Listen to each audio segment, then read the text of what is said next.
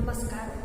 ધોરણ 10 અને સામાજિક વિજ્ઞાન વિષયમાં આજના દિવસથી 6 માસિક પરીક્ષાની અંદર જે પાઠ પૂછાવાના છે એ પાઠ છે એમાં ખાસ કરી અને બોર્ડની પરીક્ષામાં પૂછી શકાય એવા 3 થી 4 માર્ક્સના પ્રશ્નો કે 10મું ધોરણ છે એટલે બોર્ડની પરીક્ષાને ધ્યાનમાં રાખી અને 10મા પાઠમાંથી કયા પ્રશ્ન 3 અને 4 માર્ક્સમાં પૂછી શકાય કે જે 6 માસિક પરીક્ષામાં પણ તમને કામ આવે એમનું પુનરાવર્તન છે એનો વિડીયો આજના દિવસે બનાવ્યો છે.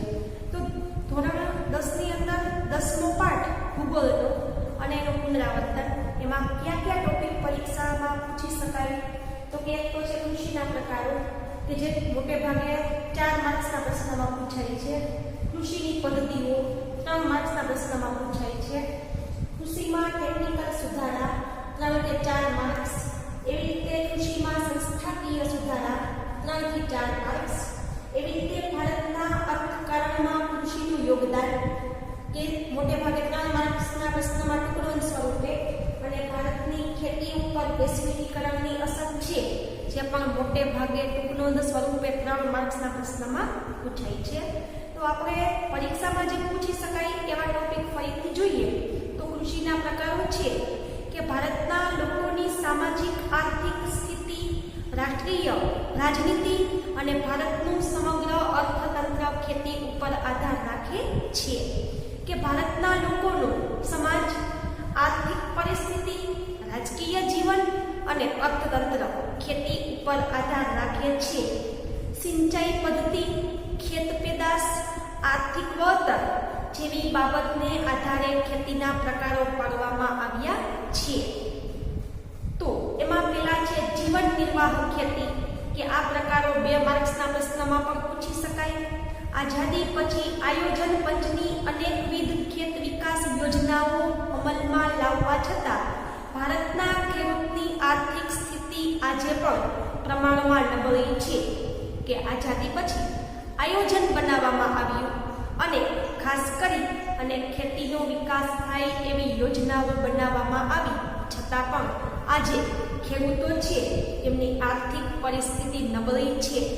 કે જેમાં નાના કદના ખેતર કે ખેડૂતોની આર્થિક પરિસ્થિતિ શું કામ નબળી છે તો ખેતરોનું કદ નાનું છે, બિયારણો મોંઘા થઈ ગયા છે, ખાતર અને જંતુનાશકનો ઉપયોગ કરવો ખેડૂતોને પોસાતો નથી કેમ કે આવક ઓછી છે.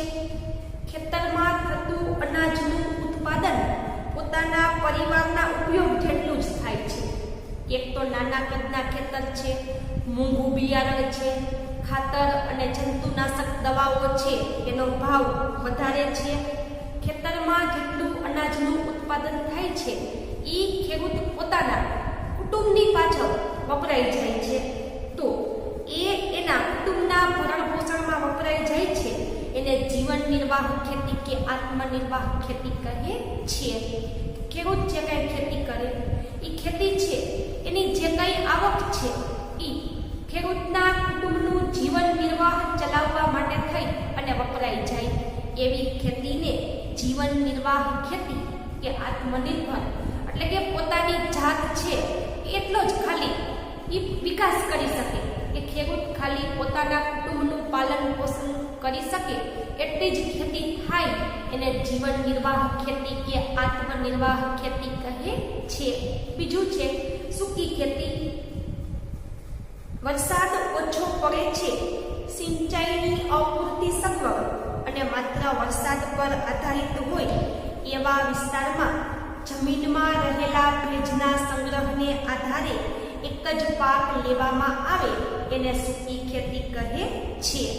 કે જ્યાં વરસાદ ઓછો પડે છે, સિંચાઈની પૂરતી સગવડ નથી અને ફક્ત વરસાદને આધારે જ ખેતી કરવાની છે એવી જગ્યાએ જમીનમાં જે ભેજ છે એ ભેજને આધારે ખેતી કરવામાં આવે એમને સૂકી ખેતી કહે છે. અહીં જુવાર, બાજરી અને કઠોળ જેવા પાણીની ઓછી જરૂરિયાતવાળા પાક છે એમની ખેતી થાય છે. કે સૂકી ખેતી છે એના મુખ્ય પાક કયા તો કે જુવાર, બાજરી અને કઠોળ કે જેમને ઓછું પાણી જોઈએ છે. ગુજરાતનો ભાલ પ્રદેશ છે કે જ્યાં ચોમાસું પૂરું થયા પછી ભેજવાળી જમીનમાં આ રીતે ઘઉં અને ચણાનો પાક લેવામાં આવે છે. કે ગુજરાતનો ભાલ પ્રદેશ એટલે કે અમદાવાદ અને સુરેન્દ્રનગર જિલ્લો છે એમની વચ્ચેનો પ્રદેશ ભાલ પ્રદેશ નામથી ઓળખાય છે. કે મોટે ભાગે આ સૂકો વિસ્તાર છે. તો અહીં ખાસ કરી અને ચોમાસું પૂરું થાય ત્યાર પછી ભેજવાળી જમીન છે એમાં ખાસ કરી અને ઘઉં અને ચણાની ખેતી કરવામાં આવે છે.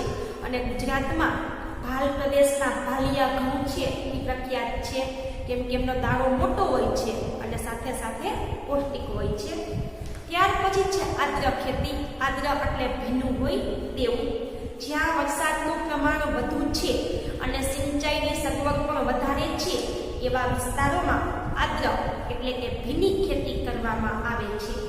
કે જ્યાં વરસાદનું પ્રમાણ વધારે છે, સિંચાઈની સગવડ વધારે છે, ત્યાં આદ્ર એટલે કે ભીની ખેતી થાય છે. વરસાદ ન પડે કે ઓછો પડે ત્યારે સિંચાઈ દ્વારા વર્ષમાં એક કરતાં વધુ પાક લઈ શકાય છે.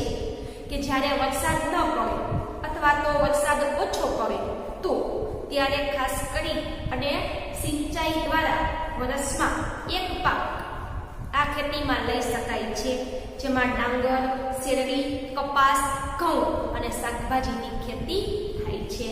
કે આદ્ર કે ભીની ખેતી છે એમાં કયા કયા પાક લઈ શકાય? તો કે ડાંગર, શેરડી, કપાસ, ઘઉં અને શાકભાજી. ત્યાર પછી છે સ્થળાંતરિત એટલે કે ઝૂમ ખેતી. કે 2-3 વર્ષ સુધી એક જગ્યાએ ખેતી કરવી, ખેતીનું ઉત્પાદન ઘટી જાય એટલે એ જગ્યા છોડી અને બીજી જગ્યાએ ચાલ્યા જવું. ખાસ કરીને પહાડી વિસ્તારમાં કે જંગલમાં રહેતા આદિવાસીઓ છે એ આ પ્રકારની ખેતી કરે છે. આ પ્રકારની ખેતીમાં જંગલના વૃક્ષો કાપીને એમને સળગાવીને જમીન સાફ કરી ત્યાં ખેતી કરાય છે. કે આદિવાસીઓ છે એ જંગલની અંદર વૃક્ષો કાપીને એમને સળગાવીને જમીન સાફ કરી અને ખાસ કરી અને સ્થળાંતરિત ખેતી કરે છે. અહીં 2-3 વર્ષ ખેતી કરવામાં આવે છે. જમીનની ફળદ્રુપતા ઘટી જાય એટલે આ વિસ્તાર છોડી અને બીજી જગ્યાએ આ રીતે ખેતી શરૂ કરવામાં આવે છે. કે સ્થળાંતરિત ખેતી છે એમાં 2-3 વર્ષ પછી ઉત્પાદન ઘટી જાય એટલે આ જગ્યા છોડી અને નવી જગ્યાએ ફરીથી વૃક્ષો કાપી, સળગાવી, જમીન સાફ કરી અને ફરીથી આવી રીતે ખેતી કરવામાં આવે છે. એને ઝૂમ ખેતી પણ કહે છે. કે સ્થળાંતરિત ખેતી કે 2-3 વર્ષે જમીન છે એ બદલી અને અલગ અલગ જગ્યાએ ખેતી થાય છે. સ્થળાંતરિત ખેતી અન્ય ઝૂમ ખેતીના નામથી પણ ઓળખાય છે. આ ખેતીમાં ધાન્ય પાક કે શાકભાજી ઉગાડાય છે. કે ખાસ કરી અને ધાન્ય કહી શકાય એવા પાક અથવા તો શાકભાજી આ પ્રકારની ખેતીમાં થાય છે. આ ખેતીનું ઉત્પાદન ખૂબ જ ઓછું હોય છે. ત્યાર પછી છે બાગાયતી ખેતી. કે બગીચાનો વિકાસ કરી અને ખેતી કરવી. બાગાયતી ખેતી એક ખાસ પ્રકારની ખેતી છે જેમાં રબર, ચા, કોફી, કોકો, નાળિયેર ઉપરાંત સફરજન, કેરી, સંતરા, દ્રાક્ષ, આંબળા, લીંબુ, ખારેક એટલે કે ખલેલા વગેરે ફળોની ખૂબ માવજત સાથે ખેતી કરવામાં આવે છે. કે બાગાયતી ખેતી છે એમાં શરૂઆતમાં ખર્ચ વધારે થાય, કેમ કે એમાં જે કાંઈ ખેતી થાય એ પાકની ખૂબ માવજત રાખવી પડે.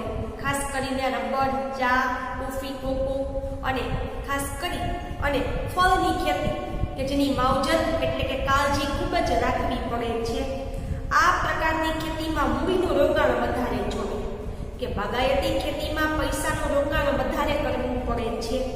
કુશળતા પ્રાપ્ત કરેલો ખેડૂત હોવો જોઈએ. ટેકનોલોજીનું જ્ઞાન હોવું જોઈએ. હોશિયાર ખેડૂત હોવો જોઈએ કે જેને ખાસ પ્રકારનું શિક્ષણ મળ્યું છે ખેતીને લગતું.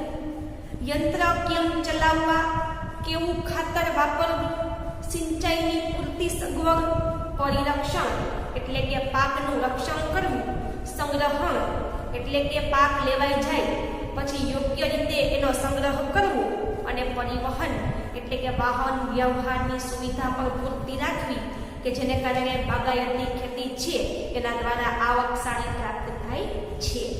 ત્યાર પછી છે સઘન ખેતી. જ્યાં સિંચાઈની સુવિધા વધારે છે ત્યાં રાસાયણિક ખાતર, કીટનાશક અને વિવિધ પ્રક્રિયામાં યંત્રોના વ્યાપક ઉપયોગથી ખેતીમાં યાંત્રિકીકરણ આવી ગયું છે. કે જ્યાં સિંચાઈની સુવિધા વધારે છે ત્યાં રાસાયણિક ખાતર, કીટનાશક એટલે કે જંતુનાશક દવાઓ અને વિવિધ પ્રક્રિયામાં યંત્રનો મોટા પાયે ઉપયોગ કરી અને ખેતીમાં યાંત્રિકીકરણ થવા લાગ્યું છે. આ પ્રકારે થતી ખેતીને સઘન ખેતી કહે છે. કે રાસાયણિક ખાતર, કીટનાશક અને યંત્રનો મોટા પાયે ઉપયોગ કરવો એવી ખેતીને સઘન ખેતી કહે છે. અને આ ખેતીમાં રોકડિયા પાકનું વાવેતર વધારે થાય છે. કે રોકડિયા પાક એટલે કે ખાસ કરીને કપાસ, શણ જેવા પાક છે તે કે જેની વિશે આપણે આજ પાઠમાં માહિતી મેળવી હતી. તો સઘન ખેતીમાં મોટે ભાગે રોકડિયા પાકની ખેતી થાય છે. અહીં હેક્ટર દીઠ ઉત્પાદનમાં ખૂબ જ વધારો થાય છે અને આ પ્રકારની ખેતી હેઠળનો વિસ્તાર સતત વધતો જાય છે. સઘન ખેતીમાં હેક્ટર દીઠ ઉત્પાદન વધે છે અને સઘન ખેતી છે કે જેમાં ઉત્પાદનમાં સતત વધારો થતો જાય છે, વાવેતરનો વિસ્તાર પણ સતત વધતો જાય છે.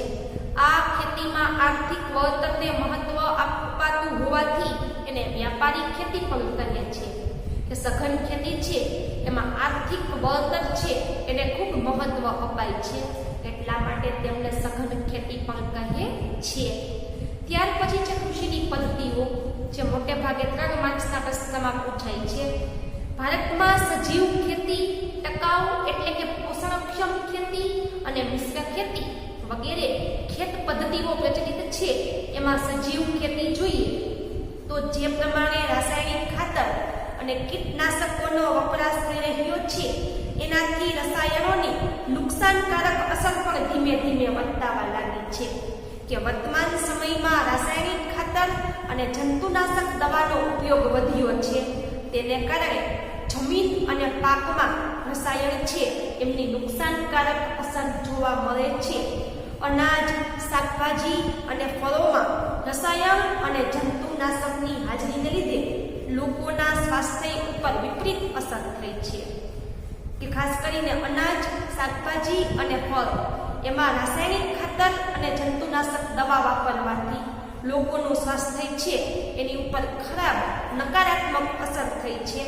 તો પર્યાવરણ પર વધારે નુકસાન થયું છે. કે આ બધી વસ્તુ ખાસ કરી અને રાસાયણિક ખાતર અને જંતુનાશક દવાને કારણે પર્યાવરણને મોટે પાયે નુકસાન થયું છે.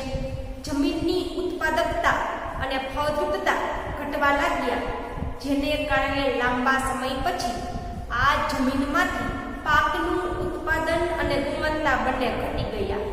કે જમીનની ઉત્પાદકતા અને ફળદ્રુપતા ધીમે ધીમે ઘટવા લાગી, જેને કારણે લાંબા સમય પછી જમીનમાંથી પાકનું ઉત્પાદન અને ગુણવત્તા ઘટવા લાગ્યા.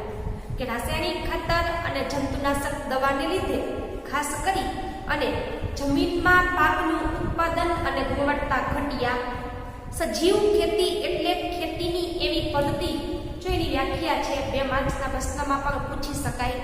કે સજીવ ખેતી એટલે એવી ખેતી કે જેમાં યુરિયા કે બીજા કોઈ પણ રાસાયણિક ખાતર કે જંતુનાશક દવાનો ઉપયોગ નથી થતો. કે સજીવ ખેતીમાં યુરિયા કે બીજું કોઈ પણ રાસાયણિક ખાતર કે જંતુનાશક દવાનો ઉપયોગ કરવામાં આવતો નથી અને પાકના પોષણ માટે છાણિયું ખાતર, અળસિયાનું ખાતર, કમ્પોસ્ટ ખાતર જેવા, પાક સંરક્ષણ માટે ગૌમૂત્ર, લીમડાનું દ્રાવણ, છાશ વગેરે વાપરવામાં આવે છે. કે સજીવ ખેતી એટલે જેમાં યુરિયા, રાસાયણિક ખાતર કે જંતુનાશક દવા વપરાતી નથી. ખાસ કરીને પાકનું પોષણ, પાક છે એને પોષણ મળે એટલા માટે છાણનું ખાતર વપરાય છે. અળસિયા છે એમનું ખાતર કે જે જીવજંતુને ખાઈ જાય છે અને જમીનને ફળદ્રુપ બનાવે છે.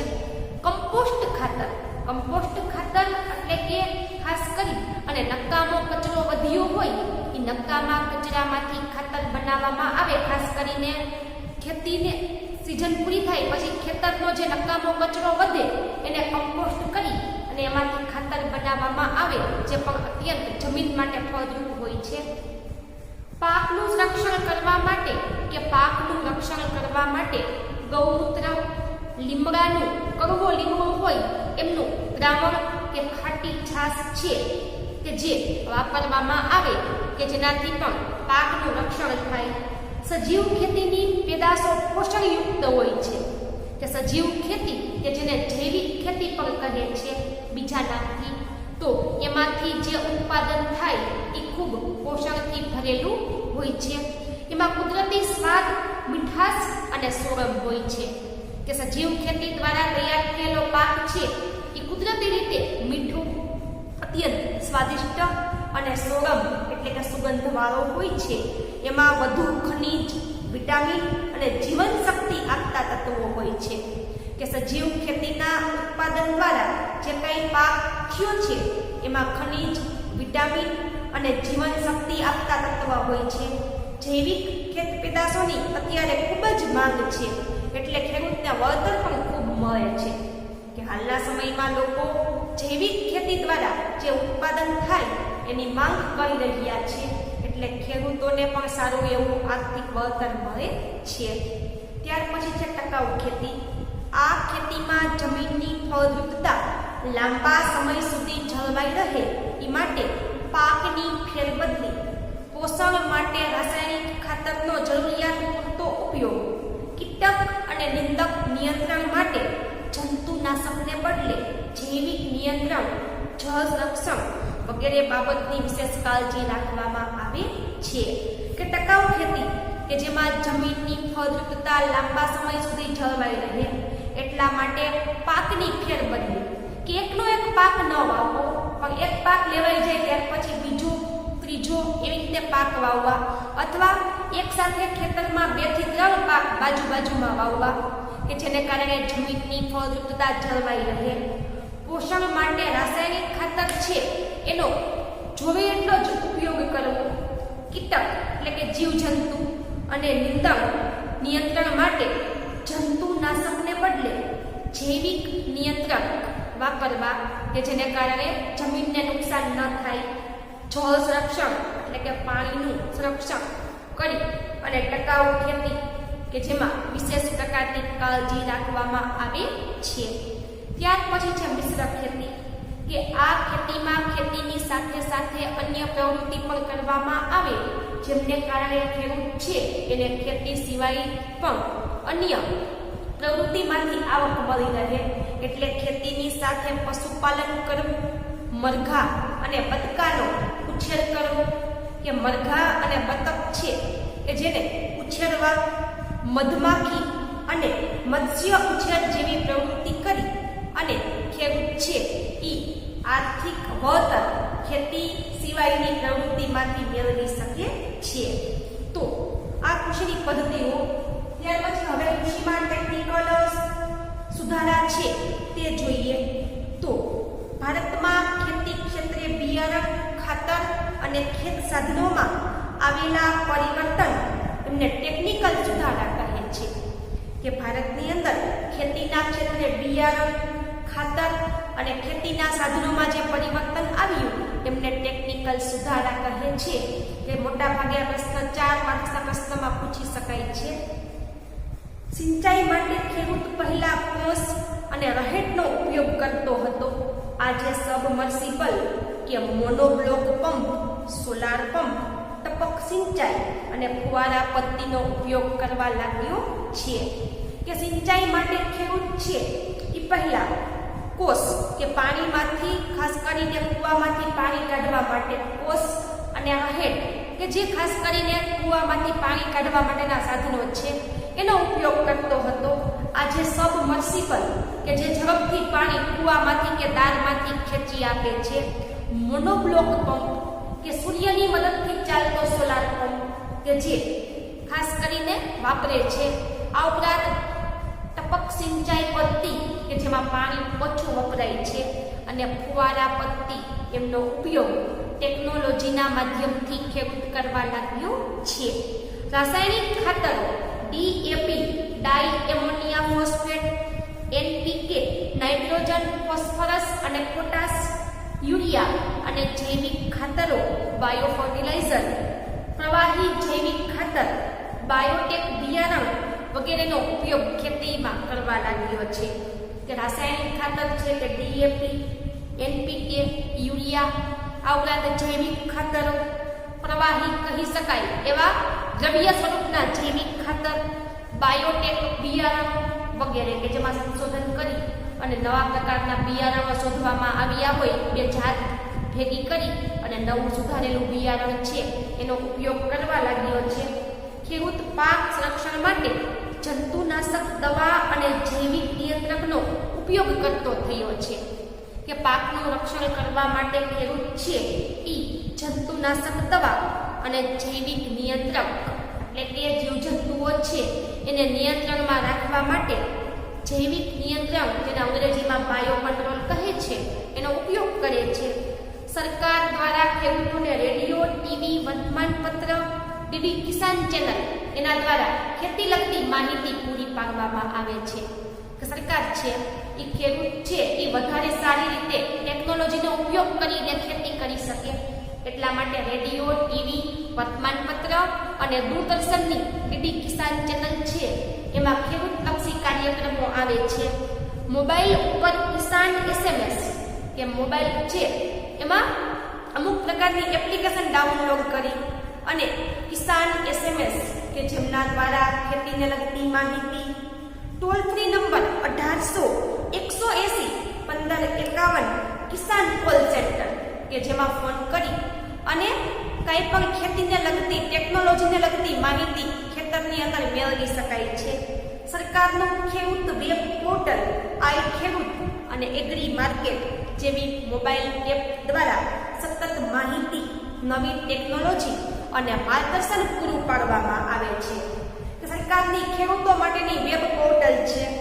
આ ઉપરાંત આઈ ખેડૂત અને એગ્રી માર્કેટ જેવી એપ્લિકેશન છે મોબાઈલની અંદર, જે ડાઉનલોડ કરી અને ખેતીને લગતી સતત માહિતી, નવી તકનીક એટલે કે નવી ટેકનોલોજી અને માર્ગદર્શન સરકાર ખેડૂતોને પૂરું પાડે છે. ગ્રામ્ય વિસ્તારોમાં કૃષિ સંશોધનો અને નવી ટેકનોલોજીનો પ્રચાર પ્રસાર માટે ગ્રામ સેવકો દ્વારા ખેડૂતો સુધી માહિતી પહોંચાડાય છે. કે ગામડાની અંદર કૃષિમાં કંઈ નવા સંશોધન થયા હોય, નવી ટેકનોલોજીનો પ્રચાર એટલે કે જાહેરાત અને પ્રસાર એટલે કે ફેલાવો, કે નવી ટેકનોલોજીની જાહેરાત, એમનો ફેલાવો કરવા માટે સરકાર ગ્રામ સેવકોની નિમણૂક કરે છે, જે ખેડૂતોને ખેતીને લગતી માહિતી પૂરી પાડે છે. સરકારે દરેક જિલ્લા મથકે ખેડૂત તાલીમ કેન્દ્રની રચના કરી છે. તેમાં ખેડૂતોને પ્રશિક્ષિત કરાય છે. કે દરેક જિલ્લામાં ખેડૂત તાલીમ કેન્દ્ર છે. અમરેલીમાં પટેલ સંકુલ છે, એમની બાજુમાં ખેડૂત તાલીમ કેન્દ્ર આવ્યું છે, જેનો મુખ્ય હેતુ ખેડૂતોને શિક્ષણ આપી ખેતીને લગતું અને ટેકનોલોજી અને નવી ખેતી છે એમની માહિતી છે એ ખેડૂત તાલીમ કેન્દ્ર દ્વારા પૂરી પાડવામાં આવે છે. ગુજરાતમાં કૃષિ મેળા દ્વારા ખેડૂતોને અદ્યતન માહિતી અને માર્ગદર્શન અપાય છે. કે ગુજરાતની અંદર કૃષિ મેળાઓ યોજવામાં આવે છે, જેમાં ખેડૂતોને આધુનિક માહિતી અને માર્ગદર્શન પૂરું પાડવામાં આવે છે. ગુજરાત રાજ્યમાં કૃષિ યુનિવર્સિટીની સ્થાપના કરવામાં આવી છે. કે ધોરણ 10 અને 12 પછી વિદ્યાર્થીઓ છે એને જો ખેતીમાં રસ હોય તો ખેતી વિશેના અભ્યાસ કરી શકે એટલા માટેની કૃષિ યુનિવર્સિટીઓ ગુજરાતમાં સ્થાપાઈ છે. જેમાં ગુજરાતમાં દાંતીવાડા, જુનાગઢ, આણંદ અને નવસારી ખાતે કૃષિ યુનિવર્સિટીઓ સ્થાપવામાં આવી છે. કે જે ખેતીના ક્ષેત્રે નવા સંશોધન કરે છે અને કૃષિવિદ એટલે કે ખેતીની અંદર નવા સંશોધન કરે છે કૃષિ યુનિવર્સિટી અને કૃષિ વૈજ્ઞાનિકો અને કૃષિમાં નિષ્ણાત વ્યક્તિઓ તૈયાર કરે છે. આ ઉપરાંત કૃષિ ક્ષેત્રે સંશોધન કરતી સંસ્થા ICAR Indian council of agriculture research અને ડેલ department of agriculture research and education વગેરે સંસ્થાઓ રાષ્ટ્રીય કક્ષાએ કાર્યરત છે. કે જે પણ ખાસ કરી અને ખેડૂતો અને વિદ્યાર્થીઓ જે કૃષિના અભ્યાસક્રમ કરે છે એને કૃષિ લગતી માહિતી પૂરી પાડે છે. ત્યાર પછી કૃષિમાં આવેલા સંસ્થાકીય સુધારા તો ભારતમાં જમીન માલિકી, ખેત ધિરાણ કે જમીનની માલિકી, ખેતીમાં ધિરાણ એટલે કે લોન અને ખેત પેદાશના વેચાણ અંગે થયેલા સુધારાને સંસ્થાનગત સુધારા કહે છે. સરકારે જમીનદારી પ્રથા નાબૂદ કરી અને ખેડૂતોનું શોષણ અટકાવ્યું. કે ભૂતકાળમાં અંગ્રેજોના સમય દરમિયાન ભારતમાં જમીનદારી પ્રથા હતી કે જેમાં કોઈ એક વ્યક્તિ પાસે જમીન હોય જે ખેડૂતોને ભાડા પેટે વાવવા માટે આપે, પણ એમાં ખેડૂતોનું શોષણ થતું. એટલે સરકારે આઝાદી પછી જમીનદારી પ્રથા નાબૂદ કરી અને ખેડે તેની જમીન, કે જે વ્યક્તિ જમીનને ખેડે, જે વ્યક્તિ ખેતી કરે એમની જમીન, એવો કાયદો બનાવવામાં આવ્યો અને ખેતર ખેડનારને સાચો જમીનનો હક પૂરો પાડવામાં આવ્યો. જમીન ટોચ મર્યાદાના કાયદા દ્વારા જમીન માલિકીની અસમાનતા દૂર કરવામાં આવી. કે જમીન ટોચ મર્યાદા કે સરકારે નક્કી કરેલા નિયમ કરતા કોઈ ખેડૂત પાસે વધારે જમીન હોય તો એ સરકારને આપી દેવી પડે અને આ વધારાની જમીન છે એ સરકાર ગરીબ ખેડૂતને આપે છે, જેને જમીન ટોચ મર્યાદા કાયદો કહે છે. કે ખેડૂત પાસે વધારાની જમીન જો હોય તો એને સરકારને આપી દેવી પડે છે અને સરકાર આ જમીન ગરીબ ખેડૂતોને આપી અને જમીનની અસમાનતા છે એ દૂર કરે છે. કિસાન ક્રેડિટ કાર્ડ દ્વારા અને રાષ્ટ્રીયકૃત તેમજ સહકારી બેંકો દ્વારા ખેડૂતોને આર્થિક મદદ માટે કૃષિ ધિરાણ આપવામાં આવે છે. કે ખેડૂતોને કિસાન ક્રેડિટ કાર્ડ અપાયું છે કે જેમાં રાષ્ટ્રીયકૃત એટલે કે સરકારી બેંકો હોય કે સહકારી બેંકો હોય. સરકારી એટલે કે સરકારે જેમની સ્થાપના કરી છે, સહકારી એટલે કે અમુક લોકો છે એમના સહયોગથી ચાલતી હોય એવી બેંકો. તો ઉદાહરણ તરીકે જોઈએ તો કે અમરેલીમાં આવેલી મધ્યસ્થ બેંક, નાગરિક બેંક કે જેમને સહકારી બેંકો કહે છે, અને state bank of India, bank of Baroda, Punjab national bank જેવી બેંકોને રાષ્ટ્રીયકૃત બેંકો કહે છે. તો આવી બેંકો ખેડૂતોને આર્થિક મદદ કરે છે અને ખેતીમાં ધિરાણ એટલે કે લોન પૂરી પાડે છે. સરકાર બિયારણ અને ખાતર તથા જંતુનાશક દવાઓ ખરીદવા માટે સબસિડી અને આર્થિક મદદ કરે છે. કે સરકાર છે એ બિયારણ, ખાતર અને જંતુનાશક દવાઓ ખરીદવા માટે સબસિડી એટલે કે કાંઈ પણ વસ્તુની કિંમત હોય તો એ કિંમત હોય એમાંથી 50% રકમ સરકાર ભરી આપે અને 50% રકમ વ્યક્તિએ ભરવાની હોય, એને સબસિડી કહેવાય. કે કોઈ પણ વસ્તુની કિંમત 100% છે તો એમાંથી 50% રકમ ખેડૂતે કે કોઈ વ્યક્તિએ ભરવાની અને 50% રકમ સરકાર ભરી આપે. એટલે કે ખેડૂતોને સબસિડી, ખાસ કરીને બિયારણ અને જંતુનાશક દવા ખરીદવા માટે સબસિડી અને આર્થિક મદદ કરી છે. પ્રધાનમંત્રી પાક વીમા યોજના દ્વારા ખેડૂતોને ખેતીના પાકનું વીમાકીય રક્ષણ પૂરું પાડવામાં આવ્યું. કે પ્રધાનમંત્રી પાક વીમા યોજના કે જેના દ્વારા ખેડૂત પોતાના પાક ઉપર વીમો લઈ શકે, કે જેમાં અતિવૃષ્ટિ થાય, દુષ્કાળ પડે, પાકને જીવજંતુથી નુકસાન થાય કે સળગી જાય તો ખેડૂતને વીમો પૂરો પાડવામાં આવે છે. પણ શરત એટલી કે ખેડૂતે વીમો છે એ લીધેલો હોવો જોઈએ. દુષ્કાળ કે વધુ વરસાદને કારણે પાક નિષ્ફળ જાય ત્યારે સરકાર ખેડૂતોને આર્થિક મદદ કરે છે. કે દુષ્કાળ પડે કે અતિવૃષ્ટિ થાય, કે હાલમાં ગુજરાતમાં જોઈએ તો અતિવૃષ્ટિની પરિસ્થિતિ જોવા મળી હતી, જેને કારણે મોટા ભાગના ખેડૂતો છે એમને ખેતીના પાક નિષ્ફળ ગયા. તો આવી પરિસ્થિતિમાં સરકાર ખેડૂતોને આર્થિક મદદ કરે છે. માર્કેટિંગ યાર્ડમાં ખેત પેદાશોના વેચાણમાં કાયદાકીય જોગવાઈ કરી ખુલ્લી હરાજીની પ્રક્રિયા કરવામાં આવી છે. કે માર્કેટિંગ યાર્ડની અંદર ખેડૂતો છે એની પેદાશોને ખરીદવામાં આવે છે અને ખુલ્લી હરાજી એટલે બધા લોકો ભાવ લગાવી શકે અને ખેડૂતને સારી કિંમત મળે એવી ખુલ્લી હરાજીની પ્રક્રિયા છે. ખેડૂતોને ખેત પેદાશોના પોષણક્ષમ ભાવ મળી રહે એ માટે સહકારી મંડળીઓ, ખરીદ વેચાણ સંઘ, સહકારી ધોરણે ગોદામ, શીતગૃહ, પરિવહન અને સંદેશા વ્યવહારની સેવાઓ પૂરી પાડવામાં આવી છે. કે ખેડૂતો છે એને ખેતીની પેદાશો છે એના ટેકાના અને પોષણક્ષમ ભાવ મળે એટલા માટે સહકારી મંડળીઓ એટલે કે એક સાથે ઘણા બધા સભ્ય હોય જેમને રોકાણ પુષ્કળથી ચાલતી હોય આવી સહકારી ખેડૂતની મંડળીઓ છે કે જે ખેડૂતનું ઉત્પાદન ખરીદે છે અને યોગ્ય ભાવ આપે છે.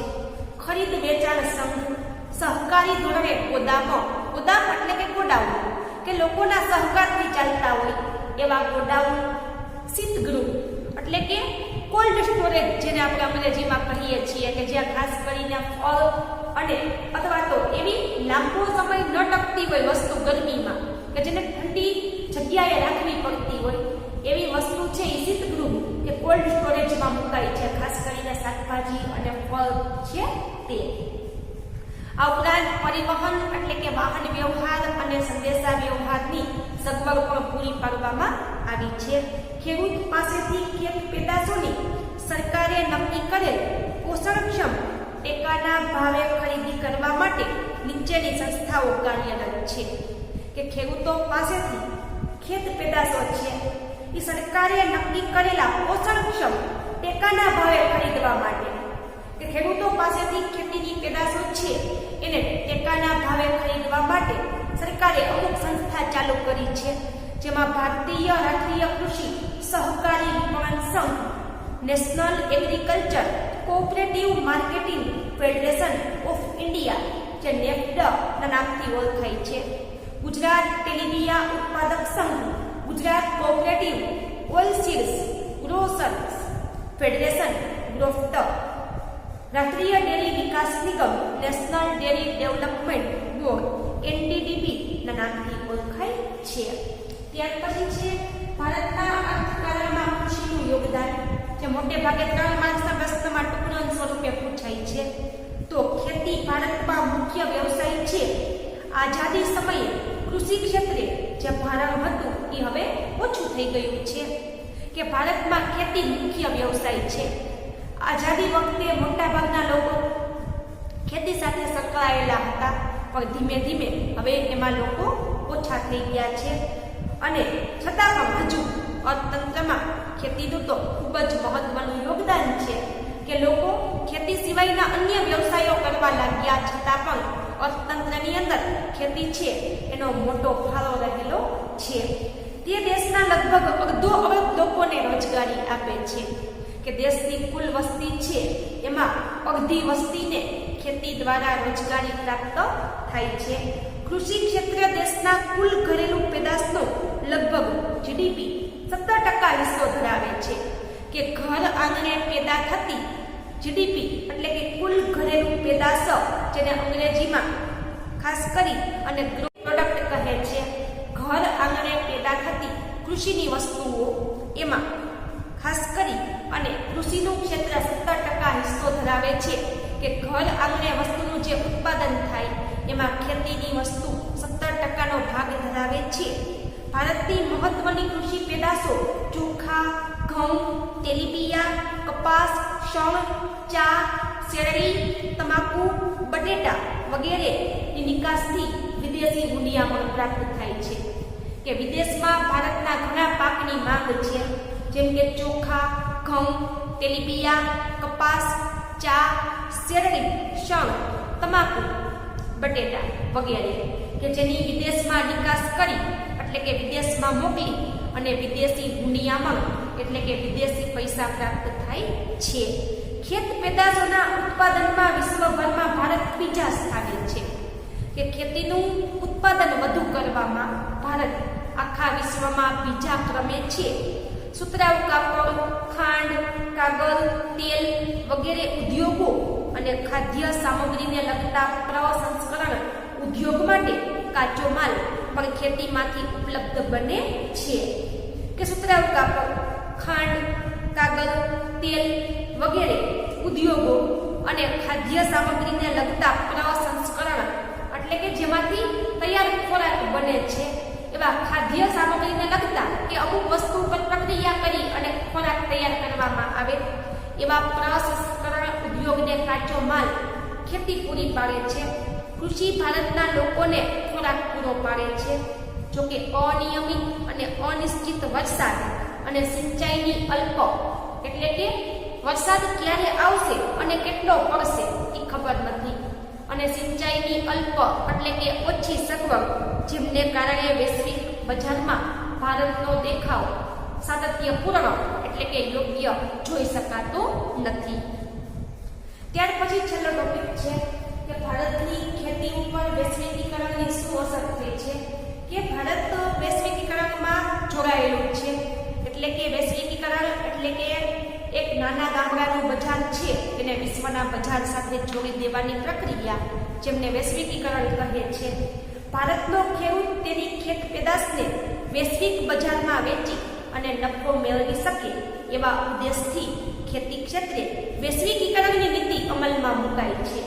કે ભારતનો ખેડૂત પોતાની ખેતીની પેદાશો છે એને વિશ્વમાં બજારમાં વેચી અને નફો મેળવી શકે એવા હેતુથી વૈશ્વિકીકરણની નીતિ ભારતે અપનાવી છે. વૈશ્વિકીકરણને લીધે ખેતી ક્ષેત્રે કેટલાક પરિવર્તનો થયા છે. કે વૈશ્વિકીકરણને કારણે ખેતીમાં ઘણા બધા પરિવર્તન થયા છે. ખેતી પાકોને નિકાસ કે આયાત કરવા માટેની પ્રક્રિયા સરળ કરાઈ છે. કે ખેતીના પાકો છે એમની નિકાસ કે આયાત કરવાની પ્રક્રિયા વૈશ્વિકીકરણને કારણે સરળ બની છે. ગુજરાતમાંથી કપાસ, મરચા અને તલ ચીનના બજારમાં જાય છે અને વિશ્વના વિવિધ ફળ ભારતના બજારમાં મળતા થઈ ગયા છે. કે ગુજરાતની વસ્તુ વિદેશમાં અને વિદેશની વસ્તુ ભારતમાં મળવા લાગી છે. વૈશ્વિકીકરણથી ભારતમાં બહુરાષ્ટ્રીય કંપનીઓ દ્વારા વેચવામાં આવતા મોંઘા ભાવના જેનેટિકલી મોડિફાઈડ બીટી બિયારણ આવ્યા, જેમને કારણે ખેતી ખર્ચાળ બની. બહુરાષ્ટ્રીય કંપની, એક કરતાં વધારે દેશમાં સ્થાપાયેલી કંપની. તો વૈશ્વિકીકરણને કારણે ભારતમાં જે બહુરાષ્ટ્રીય કંપનીઓ સ્થાપાણી છે, જેને મોંઘા ભાવના જેનેટિકલી મોડિફાઈડ બીટી બિયારણ છે એ ભારતમાં લાવ્યા, જેને કારણે ખેતી ખર્ચાળ બની. કે આ વસ્તુ ખૂબ મોંઘી હોય છે. જોકે કપાસ અને મકાઈના ઉત્પાદનમાં આ બંને વસ્તુથી વધારો થયો. કે બીટી બિયારણ વાપરવાથી કપાસ અને મકાઈનો પાક વધ્યો. આયાત સરળ થતા ઘર આંગણે આપણે કૃષિ ઉત્પાદનોને સ્પર્ધાનો સામનો કરવો પડે છે. કે વિદેશની આયાત સરળ બની છે. વિદેશી વસ્તુ ભારતમાં આવી છે એટલે ભારતમાં બનતી વસ્તુઓ છે ખેતીની, એને વિશ્વની વસ્તુ સાથે સ્પર્ધા કરવી પડે છે. કેટલાક ઉત્પાદનોને વૈશ્વિક બજાર પ્રાપ્ત થતા પેટન્ટ રજિસ્ટ્રેશનની જરૂરિયાત ઊભી થઈ. કે કેટલાક ઉત્પાદનો છે કે જે વિશ્વના બજારમાં મળવા લાગ્યા એટલે એનું પેટન્ટ રજિસ્ટ્રેશન કરાવવું પડે છે. પેટન્ટ રજિસ્ટ્રેશન એટલે કે જે વ્યક્તિએ એ વસ્તુ બનાવી છે એના નામનું રજિસ્ટ્રેશન કરાવવું પડે અને કયા દેશની વસ્તુ છે એનું રજિસ્ટ્રેશન કરાવવું પડે. નકર કોઈ પણ વ્યક્તિ પોતાના નામે એ વસ્તુ છે બજારમાં વેચે છે. વિશ્વના બજારમાં આપણી ગુણવત્તાસભર કૃષિ પેદાશની પેટન્ટ દેશના નામે નોંધાવવી જરૂરી છે. કે વિશ્વનો બજાર છે એમાં આપણી ગુણવત્તાથી ભરેલી વસ્તુ છે કે જેની માન્ય થઈ અને કૃષિ પેદાશ છે એની પેટન્ટ રજિસ્ટ્રેશન કરાવવું જોઈએ, કે જેને કારણે ભારતીય વસ્તુ છે અને જે તે વ્યક્તિની માલિકીની છે એમ ખ્યાલ આવે. પેટન્ટ રજિસ્ટ્રેશન એટલે કે વ્યક્તિના નામે અને દેશના નામે વસ્તુની નોંધણી કરાવવી. ભારતે કૃષિ ક્ષેત્રે વૈશ્વિક બજારોમાં થતી સ્પર્ધાનો સામનો કરવા નવી ટેકનોલોજી અપનાવી અને ગુણવત્તા ઉપર ધ્યાન કેન્દ્રિત કરવું પડશે. કે ભારત છે એને કૃષિના ક્ષેત્રે વૈશ્વિક બજારમાં જે સ્પર્ધા થાય છે એનો સામનો કરવા માટે ટેકનોલોજી છે એની ગુણવત્તા ઉપર ધ્યાન આપવું પડશે. કૃષિ ક્ષેત્રે જોડાયેલા લોકોની આર્થિક ઉન્નતિ અને સદ્ધરતા વધારવા આયોજનબદ્ધ પગલાં ભરવા પડશે. કે કૃષિના ક્ષેત્રમાં લોકો આર્થિક રીતે ઉન્નતિ એટલે કે પોતાનો વિકાસ કરી શકે એ માટે આયોજનબદ્ધ પગલાં ભરવા પડશે. અને વધતી જતી વસ્તી અને ભવિષ્યમાં વધનાર કૃષિ પેદાશોની માંગ સાથે આર્થિક પ્રગતિની વિકાસની કૂચ જાળવી રાખવા બીજી હરિયાળી ક્રાંતિ કરવા માટેની નક્કર વ્યૂહરચના ગોઠવવી પડશે. કે વસ્તીમાં સતત વધારો થાય છે અને કૃષિ પેદાશોની માંગ વધી રહી છે, તો આર્થિક પ્રગતિની વિકાસની કૂચ એટલે કે આર્થિક પ્રગતિ ઝડપથી થાય એ માટે બીજી હરિયાળી ક્રાંતિ કરવા માટેની નક્કર એટલે કે મજબૂત વ્યૂહરચના એટલે કે ખાસ કરીને ઝડપથી કૃષિમાં આર્થિક પ્રગતિ કરવા માટે બીજી હરિયાળી ક્રાંતિ કરવા માટેનું એક મજબૂત આયોજન છે એ ભારતે કરવું પડશે.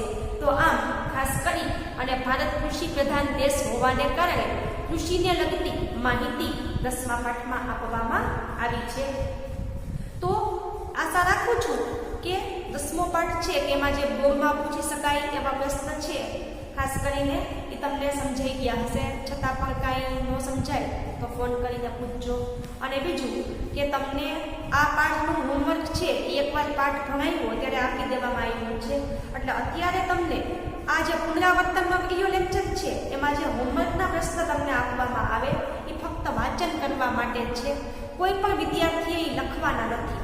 ફરીથી તમને 10મો પાઠ છે એમના બોર્ડમાં પૂછી શકાય એવા પ્રશ્ન છે એ પ્રશ્ન અને સાથે સાથે હેતુલક્ષી પ્રશ્ન આ બંને છે એ તમને PDF મટીરિયલ દ્વારા મોકલવામાં આવશે.